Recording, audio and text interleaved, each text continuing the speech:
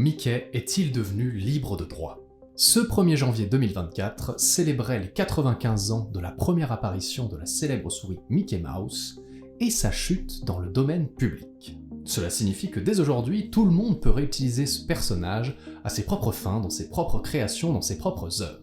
Mais est-ce réellement le cas? En réalité, seul le personnage tel qu'il est apparu dans le court-métrage Steamboat Willie est libre de droit. Cela signifie concrètement que seul le personnage tel qu'il est apparu dans ce vieux court-métrage, en noir et blanc, datant de plus d'un siècle, peut être réutilisé dans nos créations actuelles. La mascotte telle qu'elle est connue et diffusée à travers le monde, elle est en revanche toujours protégée. Pire que cela, peut-être l'avez-vous remarqué, mais depuis un certain nombre d'années désormais, à l'ouverture de chacun des nouveaux films de Walt Disney en animation, apparaît une petite séquence tirée justement de ce fameux court-métrage Steamboat Willie. Cette utilisation a donc transformé le court-métrage Steamboat Willie en une véritable marque déposée. Cela rend donc encore plus complexe la réutilisation de ce personnage dans d'autres œuvres, sans craindre des répercussions financières voire judiciaires de la part de la marque aux grandes oreilles.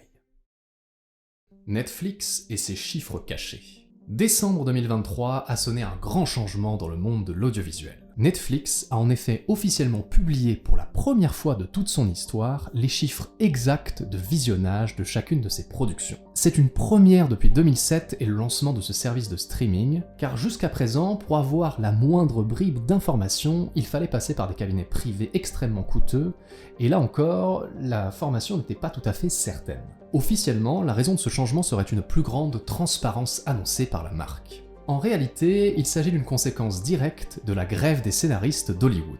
En effet, avoir le nombre exact de visionnements de chaque film qui a été publié sur la plateforme permet aux scénaristes d'avoir une rémunération plus juste, équilibrée en fonction du succès justement d'une œuvre. Ce modèle de rémunération classique existait déjà depuis un certain nombre de décennies au sein du cinéma et de la télévision américaine.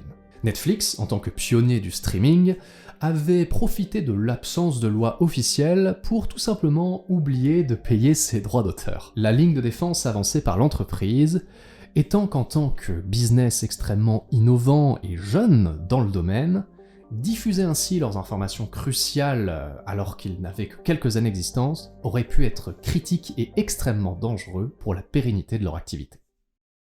Libre de droit, qu'est-ce que ça veut dire ? Vous avez déjà pu voir le terme libre de droit un peu partout, dans des journaux, dans des publications, peut-être même lors de vos études, mais vous ne savez toujours pas exactement qu'est-ce que cela veut dire. Pas de panique, nous sommes là pour vous résumer un peu ce que signifie une œuvre devenue libre de droit. Une œuvre libre de droit, c'est une création que l'on peut réutiliser, que l'on peut modifier comme l'on souhaite, sans qu'aucune redevance ne soit nécessaire. C'est-à-dire qu'il n'y a pas besoin de payer des droits pour réutiliser une œuvre déjà existante. La seule obligation qui existe cependant, c'est de toujours citer l'auteur originel que vous avez utilisé, dont vous vous êtes inspiré pour votre nouvelle création.